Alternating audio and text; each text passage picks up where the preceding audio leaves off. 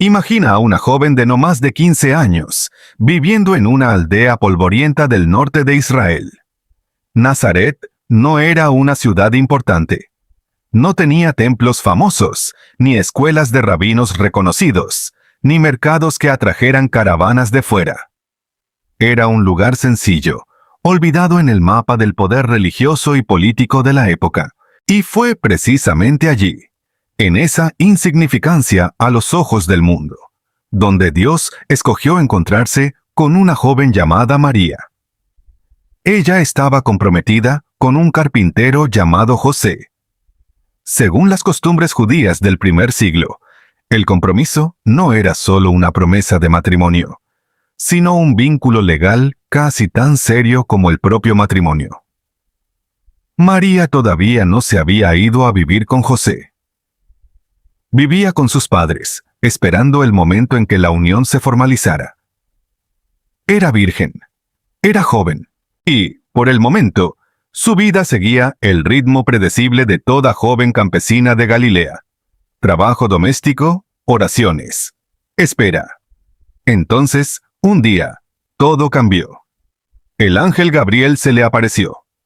La Biblia no describe la escena con detalles, pero Lucas registra el saludo que hizo temblar a María por dentro.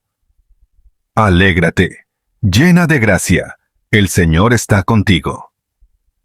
Ella se turbó y se preguntaba qué significaría aquel saludo. Gabriel la tranquilizó. Había hallado gracia delante de Dios y concebiría un hijo. Su nombre sería Jesús. Sería llamado Hijo del Altísimo, y su reino no tendría fin. María no entró en pánico. Hizo una pregunta práctica, honesta, de alguien que realmente estaba tratando de entender. ¿Cómo sería posible eso, si ella era virgen?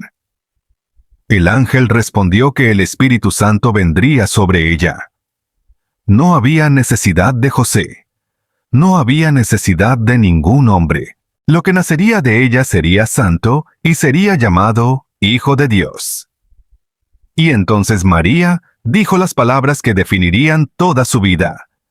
He aquí la sierva del Señor. Hágase en mí según tu palabra. Con esa respuesta sencilla y valiente, María asumió el peso de un embarazo que el mundo no entendería. Piensa en lo que eso significaba en la práctica. Una joven comprometida, que aún no se había ido a vivir con su prometido, de repente está embarazada. En la sociedad judía del primer siglo, eso no era solo un escándalo social. Era una situación que podía tener consecuencias gravísimas. La ley de Moisés preveía que una mujer comprometida que fuera hallada con otro hombre podía ser apedreada. Incluso si José era misericordioso y optaba simplemente por repudiarla en secreto, el resultado para María sería humillación, aislamiento y pobreza. Ella sabía eso cuando dijo que sí. José se enteró del embarazo, y la Biblia dice algo revelador sobre él, que era un hombre justo. Y por ser justo, pensó en despedir a María en secreto, sin exponerla a la vergüenza pública. La amaba lo suficiente como para protegerla incluso en medio de su dolor. Pero entonces, un ángel se apareció a José en sueños y le reveló una verdad. Lo que había sido engendrado en María venía del Espíritu Santo. Aquel hijo que ella llevaba era el cumplimiento de la profecía de Isaías, escrita siglos antes. He aquí, la Virgen concebirá y dará a luz un hijo, y su nombre será Emmanuel, que significa Dios con nosotros. José obedeció e hizo lo que el ángel le había dicho. Tomó a María como su esposa. La protegió. Se quedó a su lado.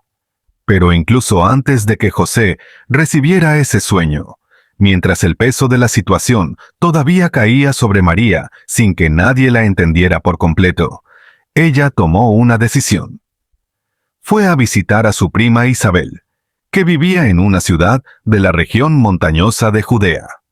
El ángel le había contado a María que Isabel, ya anciana y antes considerada estéril, también estaba embarazada, y ya tenía 6 meses. María partió deprisa. El viaje desde Nazaret hasta la región montañosa de Judea no era corto. Fueron al menos 4 días de camino, quizá más, por terrenos accidentados, en grupo o con caravanas por seguridad. Una joven embarazada en los primeros meses, recorriendo millas y millas para encontrar a alguien que pudiera comprenderla, porque Isabel era la única persona en el mundo que, en ese momento, tal vez entendía lo que era llevar en el vientre un hijo de promesa. Cuando María llegó y saludó a Isabel, ocurrió algo que ninguna explicación racional puede contener. El bebé en el vientre de Isabel saltó de alegría. Juan el Bautista, aún en el vientre de su madre, reaccionó a la presencia de Jesús. Aún en el vientre de María, e Isabel, llena del Espíritu Santo, exclamó a gran voz: «Bendita tú entre las mujeres, y bendito el fruto de tu vientre. ¿Y de dónde a mí esto, que la madre de mi Señor venga a mí?» Y entonces María cantó aquel cántico que la Iglesia ha guardado por 2000 años. El Magnificat. No era el llanto de una mujer asustada. Era la proclamación de alguien que había entendido algo más grande que ella misma. Engrandece mi alma al Señor, y mi espíritu se regocija en Dios mi Salvador, porque ha mirado la humildad de su sierva. Se quedó con Isabel alrededor de 3 meses, antes de volver a Nazaret. Los meses que siguieron estuvieron marcados por un silencio intenso. La Biblia no nos cuenta qué susurraban los vecinos de Nazaret, pero podemos imaginarlo. Un vientre creciendo antes del matrimonio formal era imposible de ignorar. María cargaba el secreto más extraordinario de la historia humana y, al mismo tiempo, vivía bajo la mirada de una comunidad que no tenía forma de saber lo que ella sabía. Entonces, llegó el decreto de César Augusto. Todo el imperio debía ser censado. Cada hombre debía ir a la ciudad de su linaje para registrarse. José era de la descendencia de David, y la ciudad de David era Belén, en Judea. María estaba en estado avanzado de embarazo cuando partieron. El camino de Nazaret a Belén era de unas 140 millas. Valles, subidas, caminos de tierra, sol. La Biblia usa la expresión estado avanzado de embarazo para describir a María en ese viaje. Ella siguió así, día tras día, hasta llegar a una ciudad desconocida y llena de gente por causa del censo. Belén estaba abarrotada. No había lugar en las posadas. Y fue en un lugar destinado a los animales donde María dio a luz. Envolvió al recién nacido en pañales y lo acostó en un pesebre. Eso era lo que había disponible, el lugar donde comían los animales. El Hijo de Dios, el Salvador, que los profetas habían anunciado por siglos, nació sin cuna, sin comodidad, sin la presencia de un médico, en una noche en la que el mundo entero dormía sin saber lo que estaba ocurriendo allí. Pero el cielo sí lo sabía. Y unos pastores, personas sencillas consideradas de bajo estatus en la sociedad de la época, fueron los primeros en recibir el anuncio. Un ángel los llamó en los campos. Hoy, en la ciudad de David, les ha nacido el Salvador, que es Cristo el Señor. Y un ejército de ángeles llenó el cielo con un cántico que los pastores nunca olvidarían. Ellos corrieron a Belén, encontraron a María, José y al niño en el pesebre, y contaron todo lo que habían oído. Todos los que escucharon quedaron maravillados, y María guardaba todas estas cosas, meditándolas en su corazón. Esa frase es una de las más hermosas de los evangelios. Guardar y meditar. En un momento de alabanza colectiva y asombro general, María permaneció en silencio por dentro, guardando. Ese sería su estilo durante toda su vida. No la que más hablaba, sino la que más guardaba. A los 8 días de nacido, Jesús fue circuncidado conforme a la ley de Moisés. Al 40º día, María y José lo llevaron al templo de Jerusalén para la ceremonia de purificación y presentación. Como eran pobres, la ofrenda que llevaron fue la permitida para los de menos recursos: 2 palomas o 2 tórtolas. No hubo cordero. Hubo fe, hubo obediencia, y hubo un niño en brazos de una joven madre que había dicho sí a Dios sin saber todo lo que ese sí implicaba.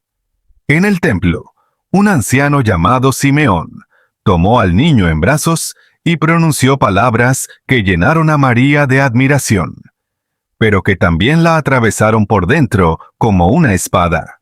Este niño está destinado para caída y levantamiento de muchos en Israel. Y luego, mirándola directamente a ella: y una espada atravesará tu propia alma.